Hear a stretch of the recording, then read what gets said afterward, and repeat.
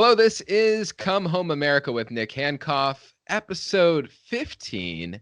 And this podcast seeks to navigate and narrate the twin crises in America of identity and order. And today's special guest is Laura Crockett, who I have known for, it feels like at least a decade now. And yes. Yeah, and Laura is an author, a mentor, just a capital V, capital S, capital P, very smart person, but in some unorthodox ways. So there's a lot to learn from Laura. So I hope y'all enjoy this episode. You know, I always learn something from Laura, and we met back, in a different political era, and Laura was starting up a Republican Liberty Caucus Club, and we would go to little Republican meetings, and this is in the LA County area. And it was such a sad state of affairs at that time, although we had the excitement of sort of Ron Paul and all. And now it's probably back to just its old sad state of affairs in some ways. But of course, times have changed. And so we're catching up here, and we're gonna hit a lot of topics, unlike any other episode that we've done yet. So you're in for a ride on this one. So Laura, that's my friendly, like, casual introduction, but I just kind of want to toss it to you and have you introduce yourself a little bit about what's your latest project that you're working on. You've done so much that I don't want to take us down take us down the wrong rabbit hole right away or something. But what do you want to tell the folks about what you're working on right now? Well, what I'm doing is I redid my business plan from a couple of years ago, and truly I wasn't really working on it, but it was the COVID era that gave me some new ideas because I saw a need. And whenever I see a need, that's when my mind kicks in and saying, well, I can fill that need. And there is a need, of course, for teaching children who are stuck at home, talking to a camera or watching a teacher on a screen, just like we're doing here. And they can't interact really with other children. And many of the teachers are also at a loss to teach with this method. Well, I've been making videos for 20, 25, 30 years. And I thought, this isn't that much different. There's got to be a way to bring the information to these kids. So I nosed around and I found a website, a business called Preply, which is all about preparing students. That's where the name comes from. And they offer tutoring. So I thought I'll sign up and see what happens. Well, I'll tell you, it was a education on education, because many of the teachers, and I don't want to disparage the teachers. I know they're in a bad place too. They don't know how to use this system, and I do. So I thought, I can come up with some product, some self-guided learning, also teach classes, actual classes online where kids get to interact with other kids in the class. Because with the Zoom window, you can pile them up there, and then they can read their papers, and other students can react to them just like you would in the classroom. And this can be until they go back into the classroom. But even students who are in classrooms have signed up for my tutoring because they want supplemental information. The textbooks don't cover so much of what I teach, which is history. And I also am inventing English and history classes for people who speak English as a second language. Well, brilliant. And these are the types of examples I want to bring to light on this show. This is why I started this show, to highlight, I had the idea kind of before COVID, but COVID made it so urgent because we were losing even the remaining fabric of the institutions and mediating institutions of society.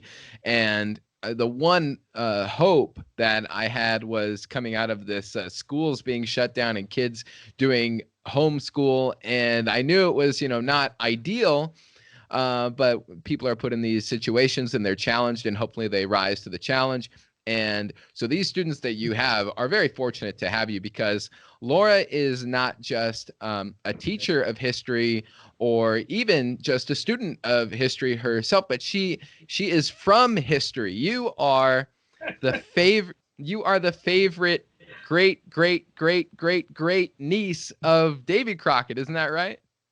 That's very true.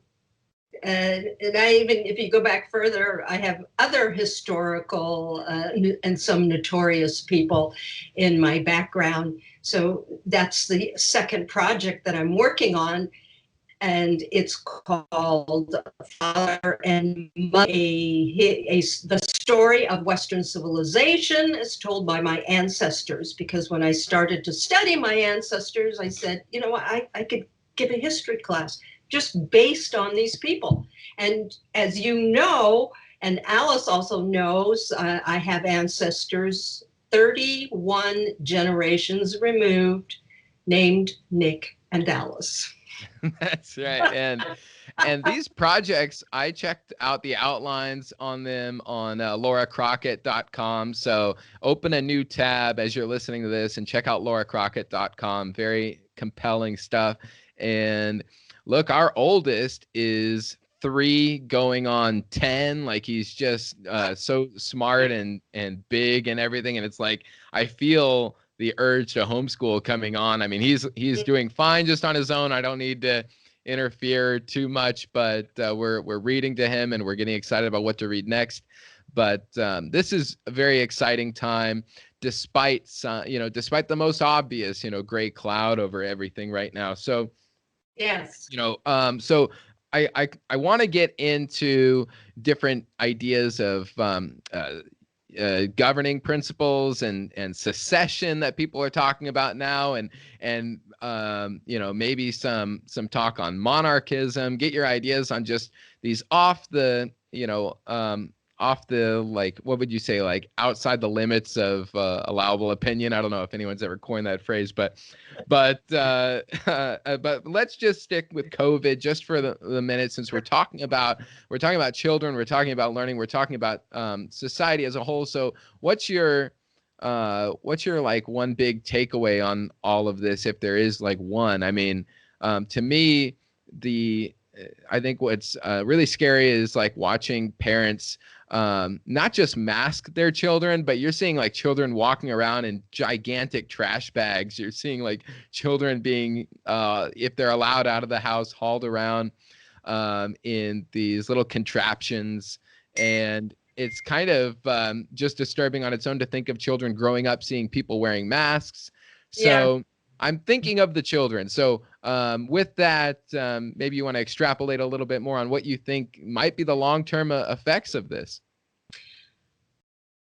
Well, of course, it depends upon their parents. And I would say to every parent, be fearless, because these are things you're going to pass on to your children without you speaking it, you see. And children do pick up on the atmosphere in the home. So if there's much fear in the atmosphere of the home, the children will be afraid as well. Now, depending upon the individuality and individuation of that child, some of these kids are going to grow up and be ticked off at their parents. So if you're a parent, you'd better think your program through, think it through well, because one day your child as a young adult may come to you and scream and yell and, why did you do this to me? There wasn't that much, there wasn't that much of a risk for a child. Mm-hmm. And very few have died from this. It's almost a fluke that a child would get this and die. And if again, this is where history comes in and helps people out. Because if you look at the past pandemics when children did die, like smallpox didn't care about how old or young you were, but the young people people were more likely to overcome smallpox than, of course, adults and elderly people. This is a horrific disease, and we have a death rate of what, 0.1% or 0.2%. I don't know what it is right now, but smallpox, the general variety of smallpox, carried a fatality rate of 30%. 30%. And people get upset over this one, that yes, it's scary out there with this disease. We really don't understand it yet, but don't pass this fear on to your children. So now I'm thinking of writing some children's books on smallpox and bubonic plague, without it being too frightening for them, because these are truly frightening diseases. Now, guess what? Modern medicine has allowed us to overcome these horrific episodes, and we've all been vaccinated. I mean, I was vaccinated twice for smallpox when I was younger, and my son never even got a vaccination. And I said, why don't you vaccinate him? Well, we don't do it anymore because the world has been vaccinated. Now, I know anti-vaxxers are going to get crazy over that one, but I don't think pharmaceutical companies are interested in killing millions of people off. They're going to make these vaccines as safe as they can. Yes, some people will have bad reactions to them. And some people were vaccinated with smallpox vaccine and ended up getting but a mild condition with smallpox. But I don't think this is the horrific thing that people think it is. And it's governments who are incompetent, and some of them are just playing fast and loose with us. And don't listen to them. Listen to your own medical people, not government employees. Yeah, and it is true what you say that this is not smallpox. This is really not a big deal. Like, I'm speaking from my white lab coat. I'm Dr. Nick right now, and I'm just telling you it's not a big deal. So take that like however you want to take it. But and I think it has something to do with like the era we're living in terms of video communication. And it's obviously podcasts are really big, but I think that's a separate thing. I think the main thing is video. And this came with the rise of TV and now like instantaneous live streaming and video on demand. And so it's very easy for people to get caught up in a certain narrative. And so we have, it's a great time because we can spread the truth, but we can also, you can also spread lies and propaganda just as effectively. And so, it's just, it's just part of the world that we're in today. So people are going to be very freaked out about it. But the scary part is that those people who are the most, I guess fearful is the word. They would also be empowered really to strike out against anyone not wearing masks and really not care, they won't have the incentive to care about their family, their community, or the mediating institutions in society. Even, relations with small businesses or other organizations and clubs or social gatherings of any kind in the society. What their priority is the state, and they see the state really as their family, their institution, their bonding mechanism. And they feel proud of themselves to be an agent of the state and call you out for disobeying mother or father state. And so they, that's just my take on it. And I think I don't know if children can really grow up and form into like, real adults. I mean, it's like a joke now about adulting and when, the late adolescence and all. This is just a whole other extreme of it. And I guess today, this is off topic a little bit, but maybe I'm going overboard here. But just today, Joe Biden announced that he's got a transgender activist as education secretary. So I just wonder how much more of that's going to be pushed on the society. I think it's somewhat related, but I'm ranting and I have a guest here, so it's a little rude. Yeah.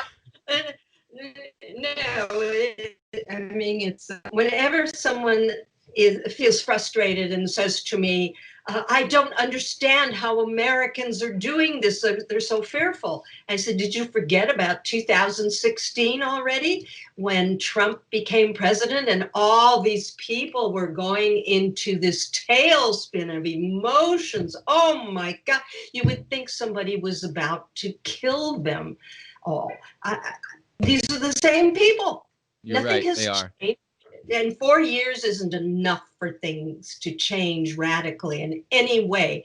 So these children were brought up these way. They were brought up by the helicopter parents who would not let their kid explore. And then you had these snoopy neighbors who would call up and said, those kids are walking alone down the street. So what do you expect? Right. This to me is totally expected, because I understand what has gone on, and this is what you get. So is it just the result of the system of government that we have, the revolution after the New Deal, the revolution after the 1960s? Is it all like a political question as to how to reshape society going forward? I mean, obviously the answer to that can't be absolute. We need to really reform and take back the institutions in society just as much as we do, say, the government and our birthright to self-government in the United States. But to what end are you excited about talk about secession now, or just radical political ideas coming to the fore? You know, Joe Biden campaigning to return to normal, and it's just breaking down before it can even get started. I mean, there's no one satisfied even with that, right? So Right. are you encouraged by, you know, Rush Limbaugh bringing up secession and now it like being a mainstream thing? And what other ideas like monarchy or anything else, you know, interest you and give you, you know, some fun ways to think about a brighter future? Well, there is a cultural divide now in the United States. So people who think, oh, we can heal the country, you know what, you need to wake up, drink some coffee, and look and see what's in front of you. I cannot live with people like practically 3/4 of the state of California.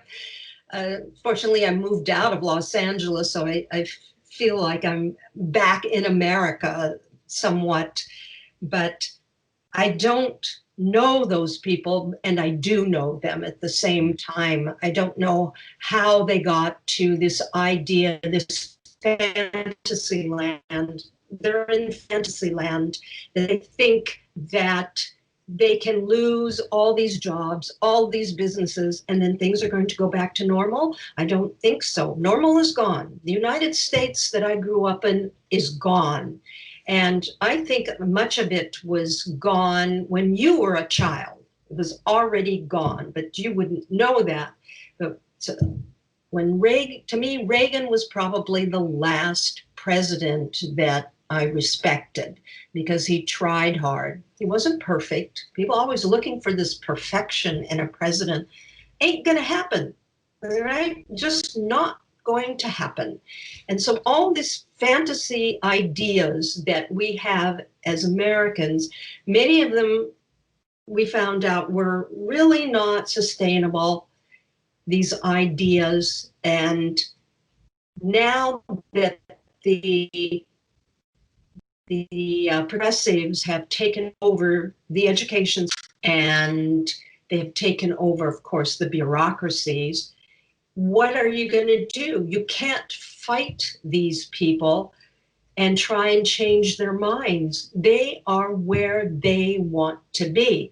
And I would say to every American who considers themselves traditionalist or conservative, understand this. These people are not misguided. They are where they want to be.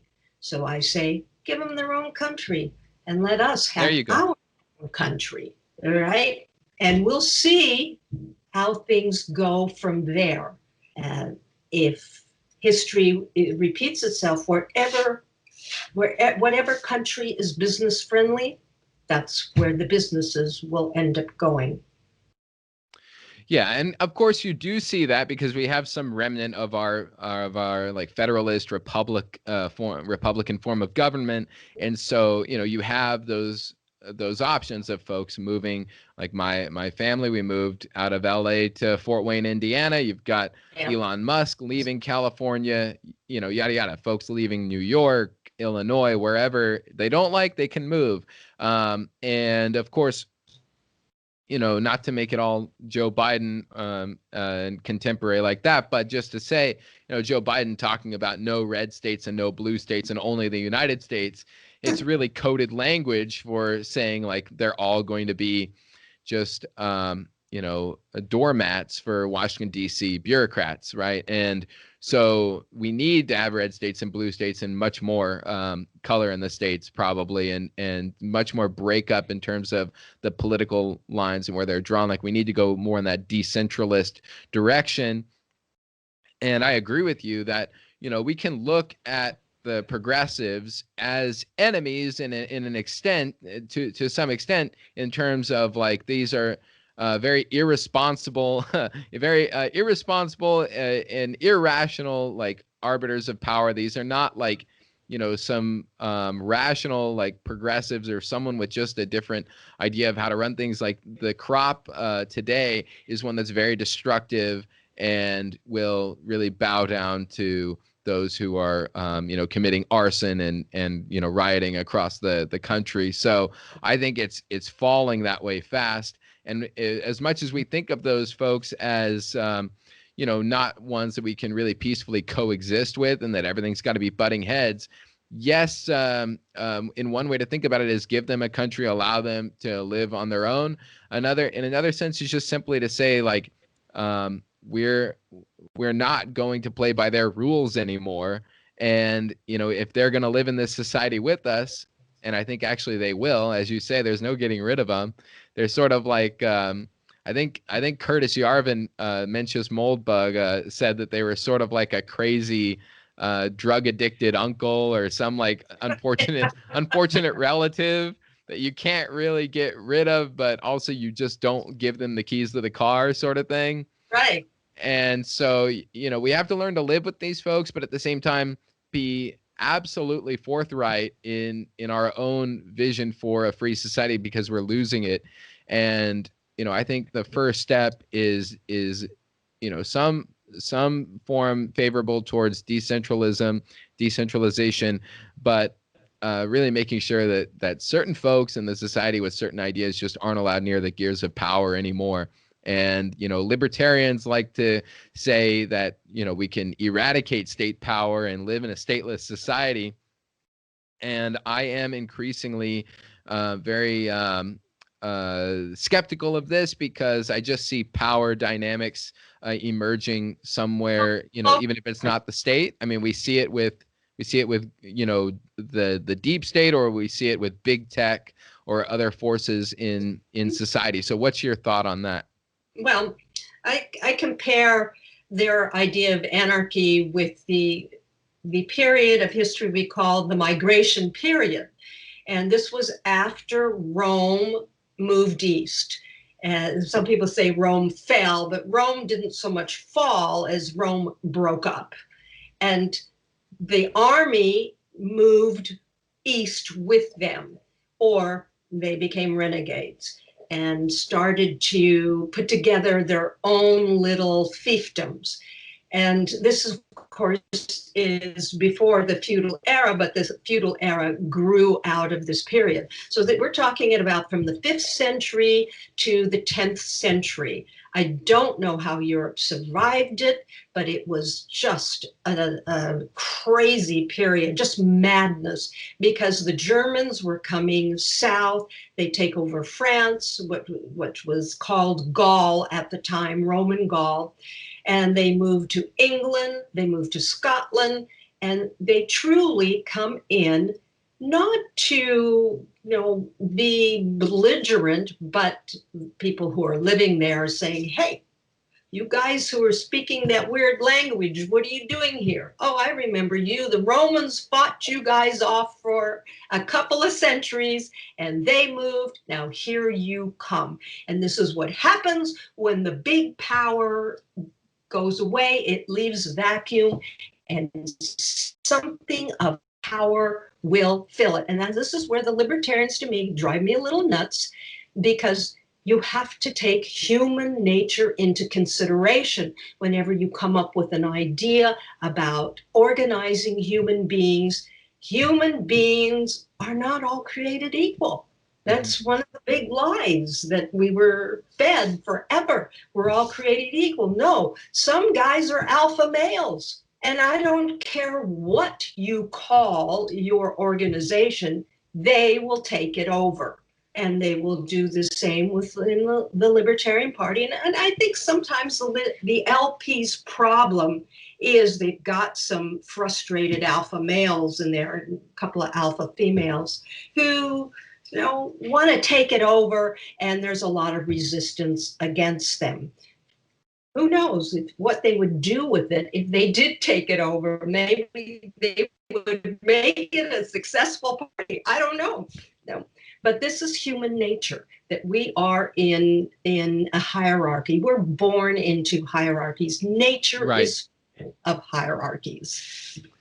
Right, 100%. And so that's another just thing that cannot be taken for granted. And that is a big dividing line now on in terms of the politics that people speak. And I think even the folks who, sort of claim this egalitarian mantle, they want equality until the time is right, and they declare that they're at the top of the hierarchy, actually, right? I mean, it's like a means to an end to talk about all created equal, or we're all equal, or whatever. I mean, it was very very nice and very self-rewarding for folks to say that a long time ago, that we are all created equal. Notice who was saying it, right? And so somebody who owns slaves.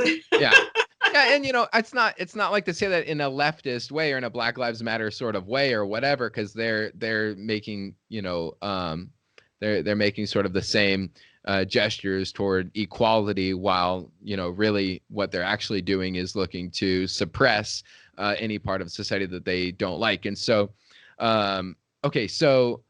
so moving forward from there, like, to me, I want to pit power versus power. That's kind of the game. I don't think there's a way to push a big red button that ends the state, that we all wish we could push, right? And so it's pitting power versus power. So in some ways, that's going to be the nationalists against the globalists, and against the globalist, I'm a nationalist, right?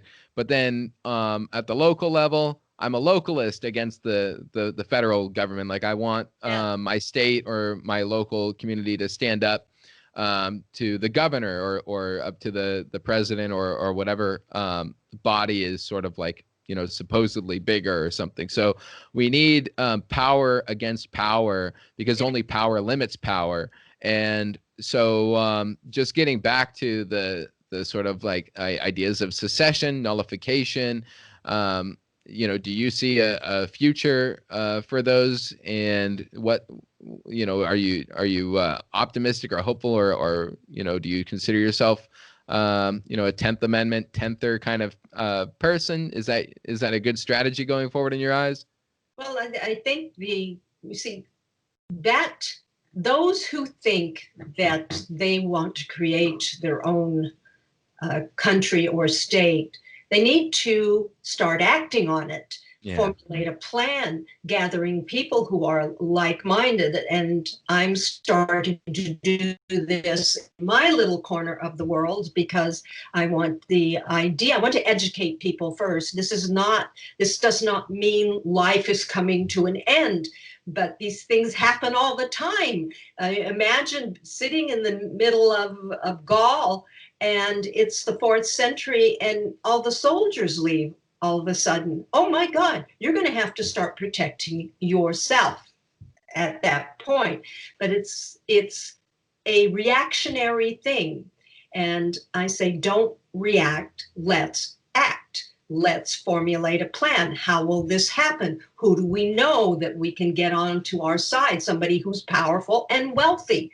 Those are the qualities you need in such a movement. If you look at every revolution in the past few decades or past few hundreds of years, what did they have? Well, they had a middle class intelligentsia tapped into wealthy people to get rid of the old power. And what do you have to offer these wealthy people? Well, they're going to be the new power structure, essentially.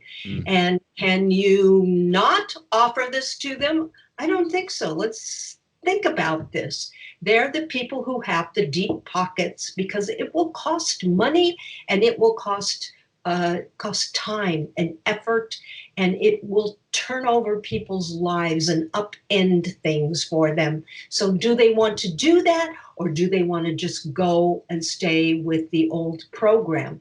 These are all the details, and plenty of devil in it.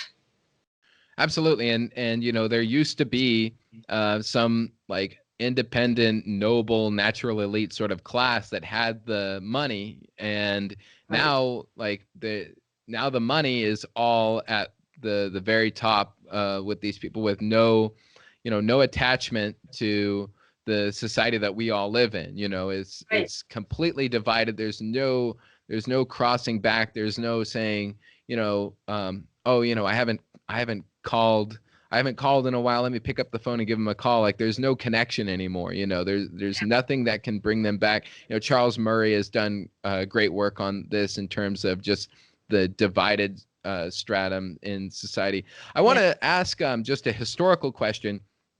When the people of Gaul saw the Romans leaving, did they stand back and say, oh, the unmitigated Gaul?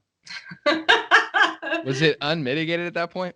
Yeah. Okay. All right. Sorry. All right. Anyway, I had to say it. But anyway, okay. So, yeah, I think like now people can sort of bind together and bring all their resources together, and they have to act as a group where the natural elites and people who, you know, were sort of the noble class of society with the money to help fund the arts and fund the culture and fund the institutions, where that's all gone now. We have to somehow get together and be independent of this progressive ruling class that is trying to dictate a woke culture and a globalist like woke economy all over us, and to really build something back up. So, you know, there are folks like yourself, Laura, who enough people, you know, will see your service and go to you, and you know, you'll provide a good service for them, and you know, it will take a group of people supporting you to do that. And so it is a market force in that way. It's just, you know, it's so difficult to know where to begin. I mean, there are a lot of great folks, not enough, but still a lot of great folks out in the streets supporting these businesses that are getting shut down under the COVID regulations. And so, you know, eventually, hopefully we have enough of a remnant of society to build back from, and people from, you know, hopefully across from political divides come to realize what's truly important in their lives, and they stand up and defend their family, their community, their church, whatever it may be, the local business that provides, you know, some coming together gathering place for the community. And yeah, it is going to take that, and you know, the public schooling system isn't going to do that for us, right? So we have to fund like private education enterprises. You know, I donate to the Mises Institute. I donate to, you know, where I think, you know, ideas where the good ideas are to spread. So, you know, folks hopefully will get that idea. You know, I wrote an article talking about, since we have 5 million new gun owners in the country over the last year, maybe people might start considering joining a militia or starting up a militia, and you know, and not in a way that's you know, depicted traditionally in the mainstream media, but in a way that's just simply a neighborhood protection group that, you know, can, you know, be part of an app together, or if you see cops coming to shut down a small business, maybe showing up and saying like, you know, actually we have security taken care of here. Thank you very much. You know, it can be peaceful. It really can be peaceful. But it just has to be, people finding what they love and doing what's necessary to protect what they love. And that is a good thing. I mean, it's hard times, but that's when good things can happen. So what do you think about that? Yes. There's, things have to happen at an organic level. And that's why I like to start the dialogue, and why I've started the dialogue with many people, so that they reach out and talk to other people. And I'm thinking that this idea of secession, you say Rush Limbaugh spoke the word. Yeah. So that makes it okay. The people, and that means it's beginning to reach that organic stage. And I tell you, I will go to, this is just between you and me about my social events that I go to. But anyway, I've been to a couple of social events where I have said the word, and people go, yeah, I've been thinking about that too, because I don't get what's going on or get these people. No, you see, I'm not alone in thinking about this. And now I've told them they're not alone in thinking about this. And that's how things get to this organic level. Because good ideas, it's about good ideas. They raise spontaneously all over because people are feeling the same thing. And you have to be brave enough to speak it out loud. Yes, why don't we secede? Why don't we make a new country here and let those people have theirs? You see, that's how it works. That's why I say the word, go out and speak about it, touch somebody with it. Yeah, and it may not be possible. This might be rose-colored glasses way of looking at it, but in a way, I like to think that secession will bring the country back together in some ways, because the country was sort of founded as United States, and it was referred to in the plural.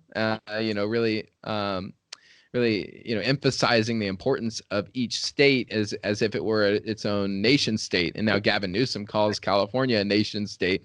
It's probably got a few divisions in there that could be cut up, quite frankly. But okay, so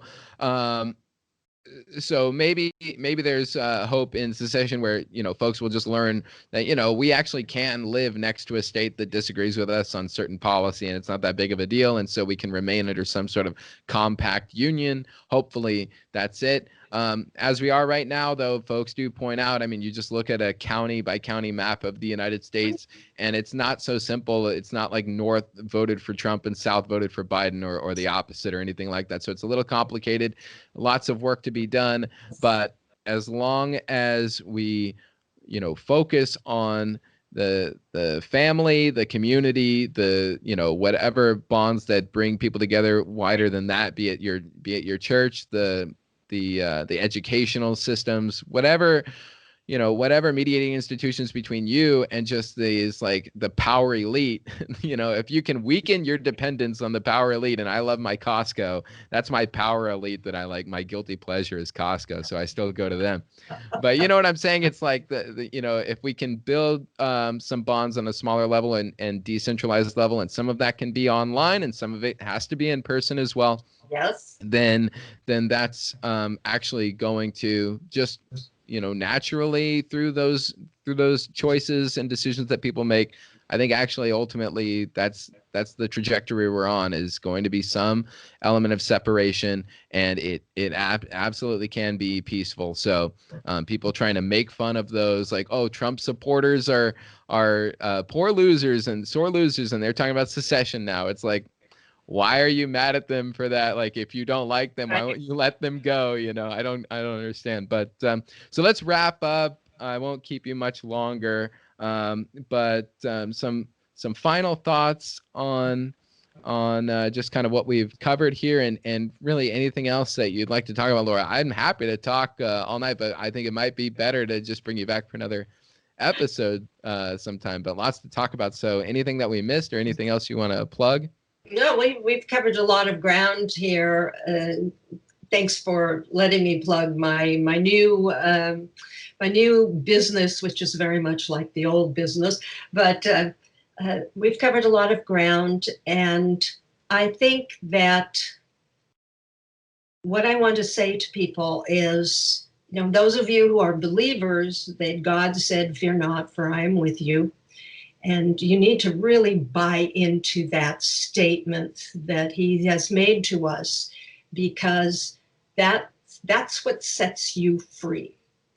And I also say to people who are unbelievers, be fearless. Just be fearless. It's okay.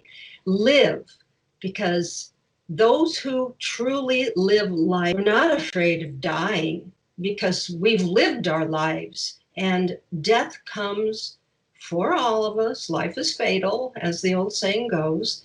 It comes for all of us, and we don't know when it comes. I'm a big believer in the cosmic clock, that you could be the most healthy, young, beautiful person, and, well, like Princess Diana, and no thought of dying, just living life, and boom, just like that, it's over with. So live life to the fullest. Don't be afraid to do what you need to do in this life to fully express yourself. And don't let those bureaucrats get you down. No, it's a time to be optimistic. We need that. So thank you, Laura, very much. Great having you. Yeah, lauracrockett.com, and that's like all you got to know. Just go there, and we will have you on the show again, Laura, like as things get more interesting. This is exactly what I wanted to cover, so I really appreciate you sharing what you're working on, giving folks like some action items, go check you out, and just some hope for the future. So you look very festive. I wish you a Merry Christmas. Merry Christmas to you and the family. Thank you very much. And folks, thank you for tuning in to another episode, Come Home America with Nick Hancock. We are at nickhancock.com, and my newsletter is totally free. It's a great little supplement to the show, nickhancock.substack.com. And, well, that's it. We'll see you in the next one. Thank you again.